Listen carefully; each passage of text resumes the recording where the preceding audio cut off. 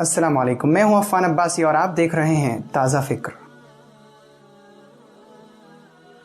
हबीब अजमी एक शख्स था जो बसरा में रहा करता था और उसका कारोबार था सूद पर लेन देन करना, सूद पर लोगों के साथ मामला करना। वो दूसरों को कर्ज देता था और सूद समेत वापस लेता था।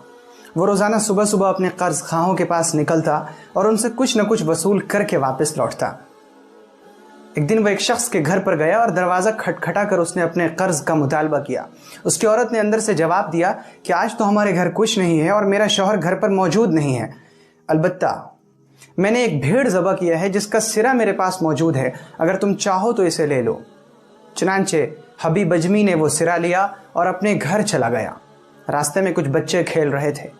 जब उन बच्चों ने हबीब अजमी को आते हुए देखा तो आपस में कहने लगे कि हट जाओ, एक सूदखोर आ रहा है, कहीं ऐसा ना हो कि उसका साया हम पर पड़ जाए और हम गंदे हो जाएं।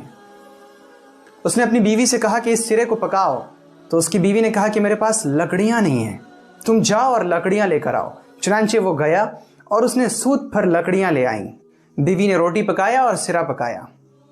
इतने में दरवाजे पर एक साइल आया और उसने खटखटा कर कहा कि अल्लाह के नाम पर कुछ दे दो। हबीब अजमी ने अंदर से जवाब दिया कि वापस चले जाओ, किसी और दरवाजे पर चले जाओ, क्योंकि अगर हम तुम्हें कुछ देंगे तो तुम उसकी वजह से मालदार नहीं बन जाओगे, लेकिन हम फ़कीर ज़रूर हो जाएंगे। चुनांचे वो साइल वापस लौट गया।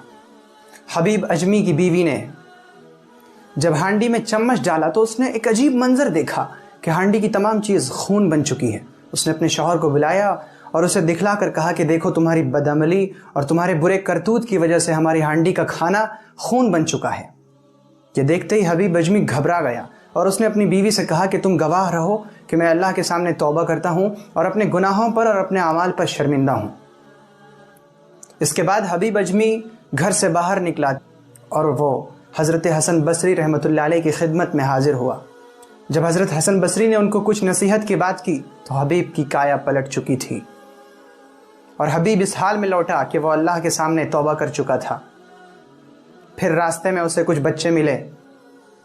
जब उन बच्चों ने हबीब को देखा तो आपस में कहने लगे कि हट जाओ, हबीब तौबा करके आ रहा है, कहीं ऐसा ना हो कि हमारी धूल हबीब पर पड़ जाए और हम गुनहगार हो जाएं। हबीब ने ये जुमला सुना तो कहने लगे, ए रब्बे गफ़ूर, तेरी रहमत का भी क्या कहना, एक दिन मैंने तुझसे सुलह क्या कर ली कि तूने लोगों के दिलों में मेरी मोहब्बत डाल दी, लेकिन मैं हमेशा तेरी नाफरमानियों में मुब्तला रहा। लेकिन तूने मुझे अपने दर से नहीं धुतकारा, तूने मेरी रोज़ी रोटी बंद नहीं की, तूने मेरी हवा और मेरा पानी बंद नहीं किया।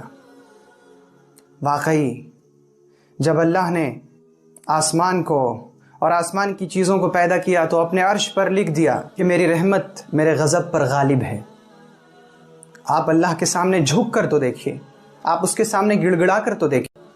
अगर आपको ये वीडियो पसंद आई तो वीडियो को लाइक करें और इसे अपने दोस्तों अहबाब में शेयर करें और ताज़ा फ़िक्र से जुड़े रहने के लिए चैनल को ज़रूर सब्सक्राइब करें और नई वीडियो सबसे पहले पाने के लिए घंटी का बटन दबाएं।